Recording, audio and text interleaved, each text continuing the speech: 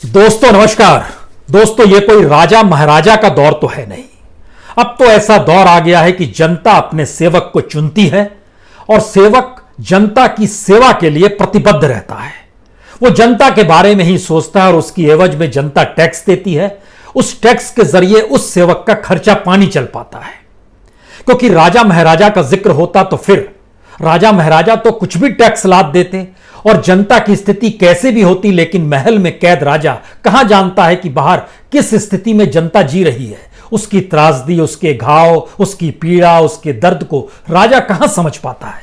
लेकिन अब तो लोकतंत्र है और अब तो सेवक और प्रधान सेवक का जिक्र है और अब तो जनता का जिक्र है, नागरिक का जिक्र है, वोटर का जिक्र है, संविधान का जिक्र है और शायद सेवक के कांधे पर इतना बोझ है काम का कि दरअसल वह नीतियों बनाने में और उसको लागू कराने में ही लगा रहता है। लेकिन इन सब के बावजूद भी हम दरअसल इस लोकतंत्र की परिभाषा के भीतर ही जनता और प्रधान सेवक की एक ही तराजू में रखकर आज आपको स्थिति को बतलाना चाहते हैं। क्योंकि भारत के भीतर में शाही मिजाज से कहीं ज्यादा शाही मिजाज की स्थिति को इस देश के प्रधान सेवक भोगते हैं।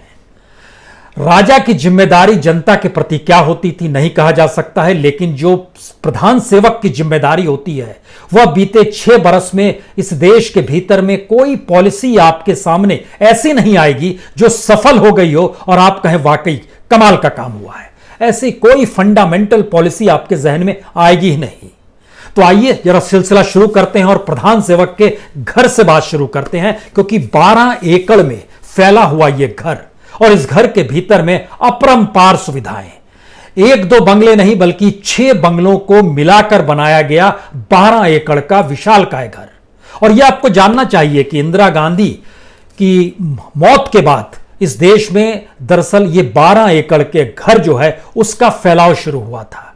नेहरू, लाल बहादुर शास्त्री और इंदिरा गांधी, उनको घर वैसा ही मिलता था जैसे इस देश में किसी भी सेवक को जिसे जनता चुनती है और उसको सांसद के तौर पर देखा जाता है वैसा ही घर दिया जाता है।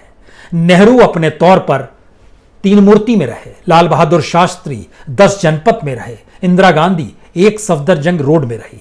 लेकिन राजीव गांधी के बाद से 7 RCR 7 रेसकोर्स नाम, जो कि 2016 में बदलकर 7 लोक कल्याण, यानी इसमें भी लोग और कल्याण दोनों को जोड़ दिया गया। लेकिन नाम पे मत जाइएगा, क्योंकि यह 12 एकड़ में फैले हुए घर के भीतर क्या है, उसमें 1 number, 3 number, 5 number, 7 number, 9 number और 11 नंबर को भी समाहित कर लिया गया है।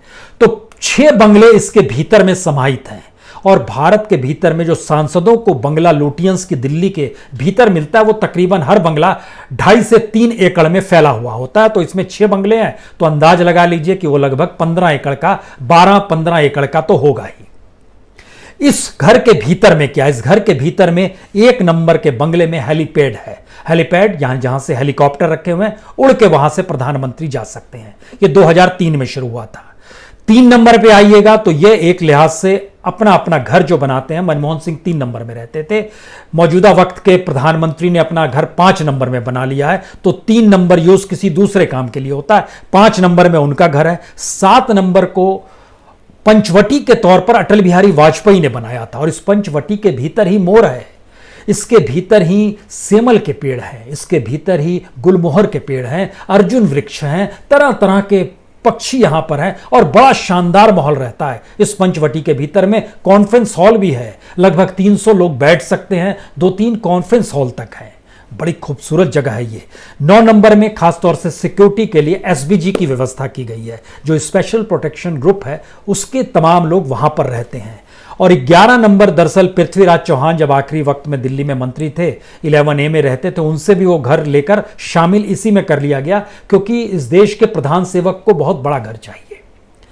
इतना ही नहीं, इस देश के भीतर में जो परिवर्तन हुआ सफर को लेकर, वह भी एम्बेसडर गाड़ी जो सिडान गाड़ी बनाते थी यहाँ के हिंदुस्तान मोटर, वह लगभग चलती रही। अटल बिहारी वाजपेयी ने आकर वहां से दूसरी कंपनी की गाड़ी चुनी, BMW, और उसके बाद से अटल बिहारी वाजपेयी, मनमोहन सिंह और अभी प्रधानमंत्री मोदी सब BMW गाड़ी पर चलते। एक गाड़ी पर नहीं चलते, 6 गाड़ियां इनके पास, जो एक ट्रैक में चलती है, एक साथ चलती है, पता ना चले कि किस गाड़ी में कौन है। और ये गाड़ी अत्याधुनिक है। इस 12 एकड़ के भीतर में पावर स्टेशन भी है। इसके भीतर में एम्स के डॉक्टरों और नर्सेस की एक टीम 24 घंटे रहती है, ड्यूटी पर रहती है। एम्बुलेंसेस भी इसके भीतर में है। 6 BMW कार का हमने आपसे जिक्र किया जो 7 सीरीज की है। फिल्म स्क्रीनिंग करानी हो तो कहीं प्रधान सेवक को बाहर जाने की जरूरत नहीं है, भीतर में ही फिल्म स्क्रीनिंग की जगह भी है। और इतना ही नहीं, बल बाकायदा जो हवाई जहाज से जब सफर करते हैं प्रधान सेवक तो उसमें एयर इंडिया का A1 जहाज है। इसके भीतर में सूट है, लॉन्ज है, कार्यालय है, सब कुछ है, सारी सुविधाओं से भरपूर है। इसके अलावे भी इस देश की वायुसेना ने 3 जहाज प्राइम मिनिस्टर के लिए रख रखे हैं, जिसका एक का नाम है राजदूत, एक का नाम है राजहंस, एक का नाम है राजकमल। ये 3 बिजनेस सूट है अपने तौर पर जो सफर में आते हैं। इस 12 एकड़ को संभालने के लिए तकरीबन 200 कर्मचारी ऐसे हैं जो माली हैं, नौकर हैं, या फिर जो लेबर क्लास है उसके जुड़े हुए हैं, और ये इलेक्ट्रीशियंस की संख्या कहिए 200 ऐसे हैं। कुल मिला लीजिएगा तो तकरीबन 1000 लोग तो संभालते हैं इस 12 एकड़ में फैले हुए प्रधान सेवक के घर को। ये बताने की जरूरत आपको इसलिए पड़ी क्योंकि ये पूरा पैसा टैक्स पेयर का ही है, जनता का ही पैसा है। जनता को कोई असर होता है या नहीं होता है नहीं कह सकते हैं, लेकिन जनता की हालत क्या है जब वो बताएंगे तो हो सकता है आपके जहन में कुछ सवाल उठ जाएं। लेकिन 1000 लोग एक प्रधान सेवक की सुविधाओं के लिए, सुरक्षा के लिए, तमाम जरूरतों को पूरा करने के लिए, क्योंकि हम लोग मानकर चलते हैं इस देश को चलाना कोई आसान काम नहीं है। बेस्ट ब्रेन चाहिए हमको इस सरकार को चलाने के लिए, इस देश को चलाने के लिए। जो सरकार काम कर रही है वो बेस्ट ब्रेन को साथ रखती है। लेकिन शायद जो किस्से हम आज आपको बताने वाले हैं, जो सच रखने वाले हैं, उसके जरिए होगा आप कहेंगे तो ये तो शेख चिल्लियों की बारात है जो बैठे हुए और इस देश में जो पॉलिसी बना रहे हैं उसमें तो जिम्मेदारी विहीन पॉलिसी है। लेकिन उससे पहले एक चीज और जहन में रखिए, इस देश के भीतर में सांसदों को भी बहुत सुविधा मिलती है जिन्हें हम सेवक के तौर पर देखते हैं। आज उसका सिर्फ एक हिस्सा बताते हैं। इस देश में जो इलेक्ट्रिसिटी बिल आप भरते हैं, आपके घर का क्या बिल आता होगा, किसी का 500, किसी का 1000, किसी का 2000, 3000, 4000, मेरे ख्याल से 5000 से ज्यादा हिंदुस्तान में लगभग 130 करोड़ में से 125 करोड़ तो 5000 के भीतर ही आ जाते होंगे। लेकिन सांसदों को 5000 यूनिट की सुविधा है, फ्री ऑफ कॉस्ट उनको मिल जाती है हर साल में। 50,000 यूनिट का मतलब यह होता है कि मंथली जो है वो लगभग 4166 रुपए, 4166 यूनिट प्रति महीने पड़ गई, और एक दिन की यूनिट 138 यूनिट एक सांसद को फ्री है। दिल्ली जैसी जगह में प्रति यूनिट का जो किराया है वो 8 रुपए है। 8 रुपए प्रति यूनिट, यानी एक दिन में 138 यूनिट अगर सांसद खर्च कर रहा है तो उसका खर्च हुआ 1110 रुपए, और महीने का खर्च हो गया लगभग 33,333 रुपए। 542 सांसद जोड़िए, प्रधानमंत्री को 543वें के तौर पर अलग लिखिए क्योंकि वहां तो शाही अंदाज है। इस 542 सांसदों के साथ जो चीजें जुड़ी हुई हैं, सिर्फ बिजली की, एक महीने की बिजली जो उठ के आती है वह इस देश के टैक्स पेयर के पैसे से जाती है 1,80,66,486 रुपए। यह इस देश के सांसदों को सिर्फ बिजली से मिलने वाली सुविधा है। प्रतिदिन लगभग 6 लाख रुपए प्रतिदिन सांसद जो लुटियंस की दिल्ली में रहते हैं। इसीलिए लुटियंस की दिल्ली को संभालने के लिए जो एनडीएमसी काम करती है, देश में एनडीएमसी सबसे रईस है, बीएमसी से भी रईस है। बीएमसी के हिस्से में तो पूरी मुंबई आती है। दिल्ली तो 3 हिस्सों में बटी हुई है, एक एनडीएमसी, एक सेना वाला हिस्सा जो कैंटोनमेंट का एरिया है, और बाकी म्युनिसिपल कॉर्पोरेशन चलाते हैं। अब आप देखिए कि एनडीएमसी के हिस्से में जो बजट जो आएगा वो तकरीबन 4,500 करोड़ का एवरेज बजट उसके पास रहता है, जो दिल्ली के 10% लोगों को देखती है। बाकी 90% की दिल्ली जो देखी जाती है, जो म्युनिसिपल कॉर्पोरेशन का बजट है, वो लगभग 6,500 करोड़ का होता है। 10% के लिए 4,500 करोड़ दिल्ली जैसी जगह में। और खुले तौर पर मतलब ना कोई शर्म है ना कुछ है, आंखों में पानी भी नहीं है। और यह स्थिति इस देश के भीतर में उस वक्त आन पड़ी है जिस वक्त आज हम आपको बताने वाले हैं कि सबसे ज्यादा रोजगार देने की स्थिति में मनरेगा से बात शुरू करते हैं। क्या स्थिति है?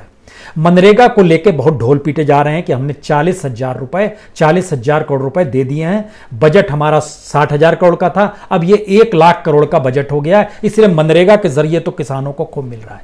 हमने उसका डाटा निकालना जब शुरू किया तो पता चला कि इस 3, 4, 5 अगस्त तक लगभग 48%, यानी लगभग 48,000 करोड़ रुपया खप चुका है, जबकि अभी 7 महीने से ज्यादा का वक्त पड़ा हुआ है। पैसा और कहां से आएगा नहीं कह सकते हैं, लेकिन जो सरकार ने जो भी पैसा दिया है और जितना खर्च हुआ है, लगभग इस देश के 4.5 लाख घर जिनको जॉब कार्ड मिला हुआ था, जो काम कर रहे थे 100 दिन का रोजगार, वो पूरा कर चुके हैं। यानी अब उनको आगे काम नहीं मिल सकता है। तो इस जो अप्रैल, मई, जून, जुलाई, अगस्त 5 महीने में इनका 100 दिन के काम पूरे हो गए, इन्हें दोबारा काम नहीं मिलेगा। जो 38 लाख घर हैं उनको लगभग, उन्होंने जो काम किया है लगभग 80 दिन से लेके 100 दिन के बीच में वो काम कर चुके हैं। 99 दिन मानिए, उतने दिन काम कर चुके हैं। उनके पास भी एवरेज काम 10 से 20 दिन का बचा हुआ है। हमने जब इस चीज को निकाला कि अब वाकई जितनी बड़ी तादाद में मनरेगा के तहत लोग काम करते हैं, उतना पैसा सरकार 1 लाख करोड़ अगर बजट बना रही है तो हो जाएगा क्या पूरा? बिल्कुल नहीं होगा, क्योंकि सरकार ने जितना दिया है उसमें 14 करोड़ लोगों को सिर्फ 1 साल में 60 दिन का काम मिलेगा। और एवरेज स्थिति यह रही है जब से यह चालू हुआ है, 5 से 6 करोड़ से ज्यादा लोगों को काम मिल नहीं पाता है मनरेगा के तहत ही। लेकिन हमने 14 करोड़ जोड़ दिया, सभी को जोड़ दिया। सभी को भी देंगे तो आप 60 दिन ही काम दे सकते हैं। 60 दिन काम देंगे और 240 रुपए कर दिया गया है 1 दिन का।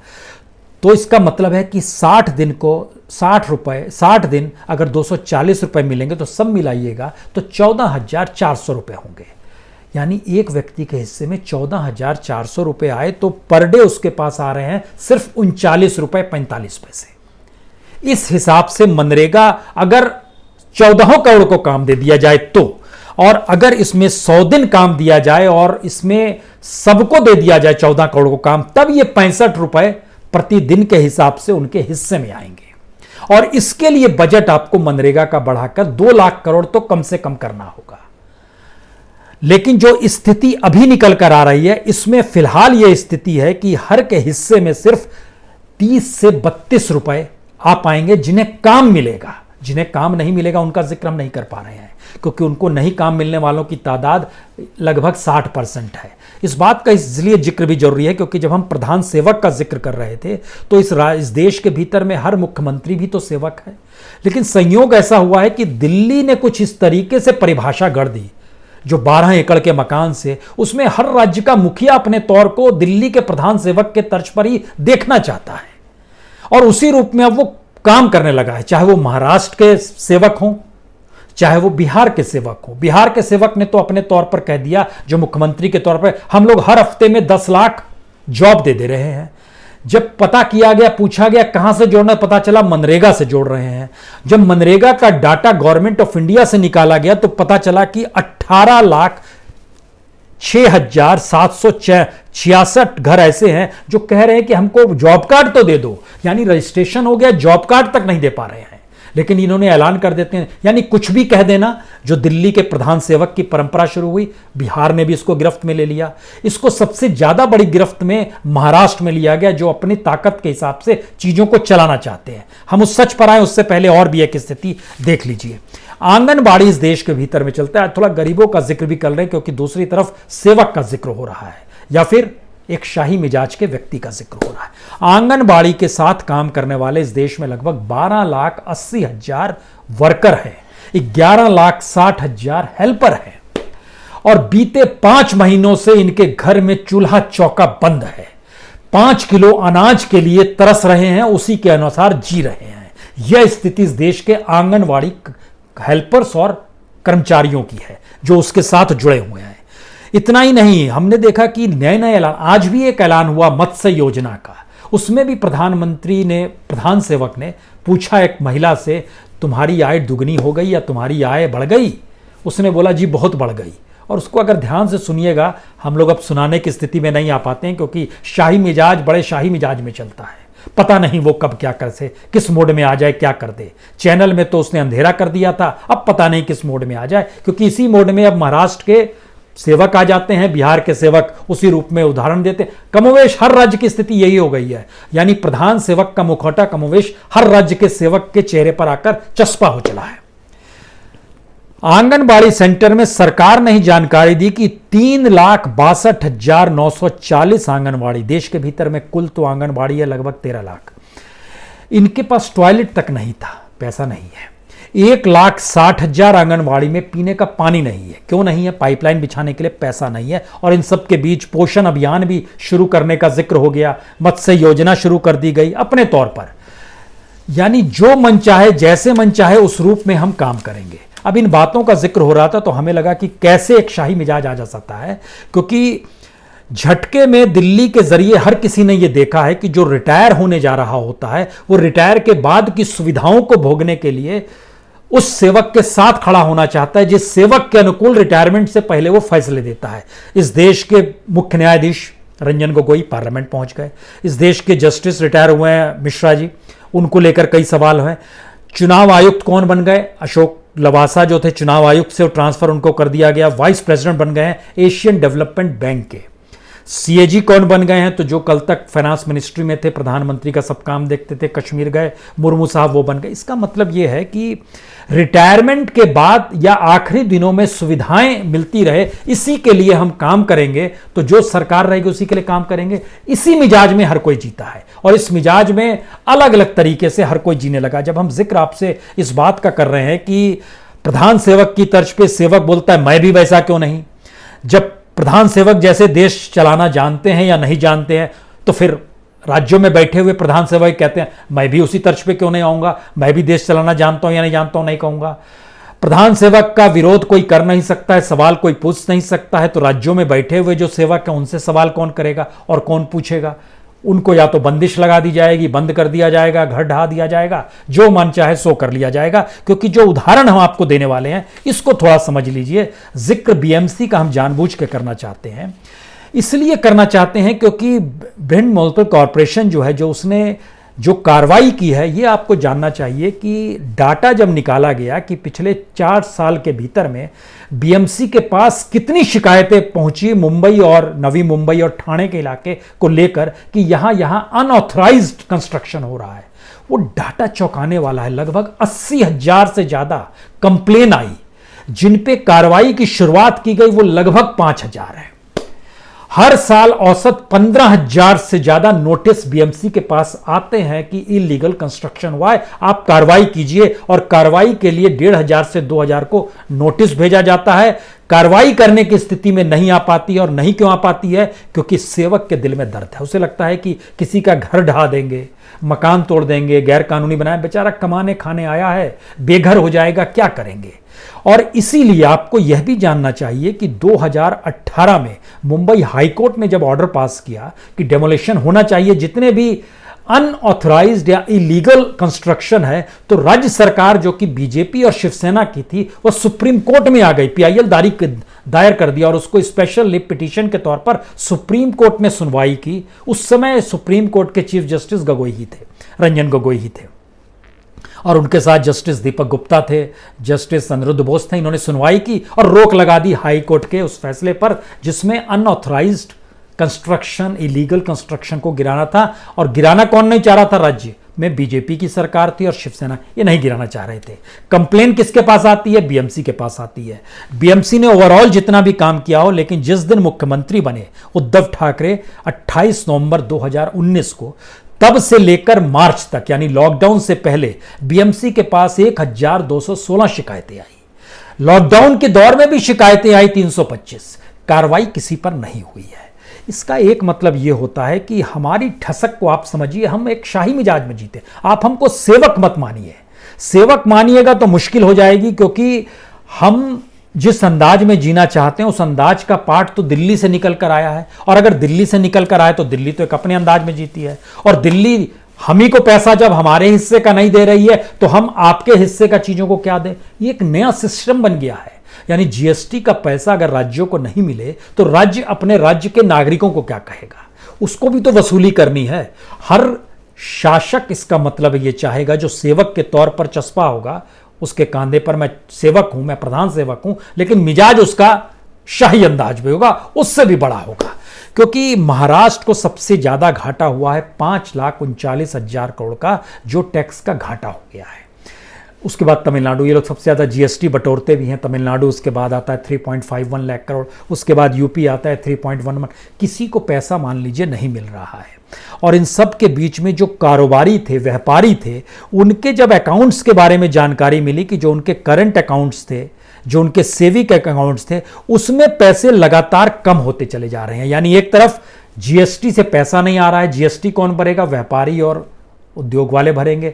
उनकी स्थिति नाजुक होती चली जा रही है। इतना ही नहीं, आम लोगों ने जो पैसा म्यूचुअल फंड के जरिए लगाया था, उसकी भी कल रकम जब जारी की गई, उसका डाटा आया कि लगभग अगस्त के महीने में ही 40,000 करोड़ रुपए निकाल लिए गए। जनता के पास पैसा नहीं है। नया डाटा एक और आया, जो लोग अपने रिटायरमेंट के लिए पैसा जो पीएफ का रखते थे, लगभग 94,000 लोगों ने वहां से पैसा निकाल लिया है इस देश के भीतर में। यानी लगभग 1 करोड़ जो पीएफ वाले पैसे थे, पूरा पैसा निकाल चुके हैं। अब उनके पास भविष्य कैसे चलेगा वो नहीं जानते हैं। हम इन स्थितियों का जिक्र आपसे इसलिए करना चाहते हैं क्योंकि इस बात को लेकर बार बार कहा जाता है कि शायद सेवकों के पास कोई जादू की छड़ी होती है और प्रधान सेवक के पास तो महाजादू की छड़ी है, उससे वो ठीक कर देंगे और हमारी इकोनॉमी जो ढह रही है वो शायद वीक में है। वी का मतलब ये होता है कि ऊपर से शुरू हुए नीचे आ गए, अब हम लोग ऊपर ही बढ़ेंगे। ऐसा कुछ भी नहीं है। ना कोई विजन है, ना कोई समझ है, ना कैसे चीज़ों को डेवलप करना है ये समझ पा रहे हैं। और उसीलिए हमको ये लगता है कि आपको थोड़ा सा अध्ययन इस बात का करना चाहिए कि हमने जिस जिस पॉलिसी का निर्णय 2014 के बाद से लिया है, कोई पॉलिसी ऐसी हो जिसके ज़रिए आपको लाभ मिल गया हो। आप इसको एक अपने दिमाग में रखिए। उसके बाद सोचना शुरू कीजिए कि इन्होंने अगर हर सेक्टर को नीचे ला दिया है तो ये वी कैसे? ये तो आई है जिसमें अभी हम लोग और नीचे जाएंगे। और जब भारत के इर्द गिर्द देखना शुरू कीजिएगा, श्रीलंका, बांग्लादेश, नेपाल, पाकिस्तान, चीन, अफगान, जिसको भी देखिएगा, ना तो महामारी का असर उस रूप में वहां पर नजर आएगा, ना उनकी इकोनॉमी भारत जैसी ढहती नजर आएगी। जो जापान की इकोनॉमी का जिक्र भारत के लोग कर रहे हैं, सरकार करती है अपने तौर पर, वो ये जानती नहीं है कि जापान की पूरी इकोनॉमी एक्सपोर्ट पर टिकी हुई है। भारत एक्सपोर्ट पर नहीं टिका हुआ है। लेकिन इन सब के बीच में भारत ने 2 नाटक किए। एक कहा हम आत्मनिर्भर हो जाएंगे, तो आत्मनिर्भर होने के लिए आपको इंपोर्ट टैक्स बढ़ा देना चाहिए, जिसके जरिए जो इंपोर्ट करेंगे वो कम से कम उन पर टैक्स ज़्यादा लगे तो भारत में पैसा भी आए। अगर इंपोर्ट करने को रुक भी जाए तो यहाँ के लोग, वो भी आपने नहीं किया। दूसरी स्थिति क्या है? जब आप आत्मनिर्भर भारत को जिक्र करते हैं, वैसे ही आपको यहाँ के इंडस्ट्री को लेकर संरक्षणवादी होना होगा। और इस समय पूरी दुनिया में हर देश संरक्षणवाद की दिशा में बढ़ चुका है। तो आपके यहाँ अब माल भी कम आ रहे हैं, आपके यहाँ से माल बाहर जाएंगे भी कम। आपकी ट्रेड इकोनॉमी धीरे धीरे सिमटती चली जाएगी, छोटी होती चली जाएगी। और एक चीज बताएं, उदाहरण के तौर पर दिल्ली में जो मेट्रो चली, लोग सफर नहीं कर रहे हैं। क्यों नहीं सफर कर रहे हैं? क्योंकि मेट्रो का किराया जो था वो उस वक्त का किराया था जिस समय इस देश की इकोनॉमी का पहिया घूम रहा था, लोगों की कमाई हो रही थी, बाजार जाते थे तो कुछ पैसा मिल जाता था। अब तो वो बंद हो गया। मेट्रो को इसलिए चालू करना पड़ा कि इकोनॉमी ठीक हो जाए, लेकिन जब सफर ही लोग नहीं करेंगे तो सरकार क्या कर पाएगी? क्योंकि इस वक्त दिल्ली सरकार की स्थिति भी नाजुक है। जीएसटी का पैसा नहीं आया और यह हर राज्य की स्थिति है। तो आप क्या करेंगे? आप शराब से टैक्स वसूलेंगे, आप पेट्रोल से टैक्स वसूलेंगे, आप रियल एस्टेट, मकान की आवाजाही में टैक्स और तो आप क्या करेंगे? कीमतें बढ़ाएंगे, उसमें टैक्स लगा देंगे, उसी के जरिए चीजें चलेंगी। लेकिन लोगों के पास तो पैसा बच ही नहीं पा रहा है। अब आप क्या होंगे? यानी जनता की स्थिति धीरे धीरे कितनी नाजुक होती चली जा रही है, ये हर सेक्टर में है। युवाओं के पास रोजगार नहीं। अब धीरे धीरे तो स्थिति आ रही है कि स्कूल में पेरेंट्स आपको हर जगह झगड़ा करते मिलेंगे कि हम कैसे आपको फीस उस दौर की दें जब लॉकडाउन था, हम कैसे आपको फीस इस रूप में दें कि डेवलपमेंट चार्ज आप लेते हैं, हम कैसे फीस आपको एक्सकर्शन टूर जो आप ले जाते थे बच्चों को, जो आप ले नहीं जाएंगे लेकिन आप उसकी भी वसूली करें। ये क्या मजाक है? यानी पैसा नहीं है। लेकिन दूसरी तरफ 1,000 लोगों से देश के प्रधान सेवक का घर चलेगा। इतनी ही बड़ी तादाद में राज्यों के भीतर बैठे हुए जो सेवकों के घर है, वहां के जो प्रधान सेवक है, उनके निवास भी अपने तौर पर चलेंगे। यानी किसी भी तरीके से कोई परिस्थिति ऐसी आगे आपको बढ़ती हुई दिखाई नहीं देगी जिसमें आप एक बार भी कह सके कि इनकी आंखों में कोई शर्म क्यों नहीं आती है। पता नहीं क्यों, बहुत पुरानी बात है कि तकरीबन 250 साल पहले चले जाइए तो जब फ्रेंच रेवोल्यूशन हुआ था, उस समय जनता ने रोटी मांगी थी और उस वक्त रानी ने कहा था केक खा लो। यानी शाही महल के भीतर बैठे हुए लोगों के लिए केक और रोटी में भी अंतर कर पाना मुश्किल होता है। और शायद इसीलिए जब ऐलान एक के बाद एक योजनाओं का हो रहा, और आज भी जब मत्स्य योजना का ऐलान हुआ और एक महिला से यह पूछा गया तुम्हारी आय बढ़ गई, वो बेचारी क्या कहेगी? उसको जो पढ़ाया लिखाया गया होगा या इस शर्त पे उसको लाया गया होगा कि इसके एवज में तुमको 2 जून की रोटी 2 दिन के लिए मुहैया हो जाएगी, कुछ भी दिया गया होगा। यही हो रहा है इस देश के भीतर में, और हर कोई प्रोपेगेंडा के आश्रय जी रहा है। एक आखिरी बात जिसका जिक्र हमको लगता है अगली बार करेंगे, लेकिन एक आखिरी बात, इस देश के भीतर में अगर एक भी राष्ट्रीय चैनल खड़ा हो जाए, 1 साल के लिए वो पेट पे गांठ बांध ले कि चाहे एडवर्टाइजर छोड़कर चले जाएं, चाहे सरकार से कुछ भी लड़ना हो, लेकिन इस देश का सच हम सामने लेकर आएंगे और हम कोई रिपोर्टिंग नहीं करेंगे, इस देश के अलग अलग सेक्टर का सच लेकर आएंगे, तो यकीन जानिए ये सेवकों की सत्ता ढहढहा के इस देश में गिर जाएगी, जनता खड़ी हो जाएगी। इसका जिक्र अगले बार। बहुत बहुत शुक्रिया, बहुत बहुत शुक्रिया।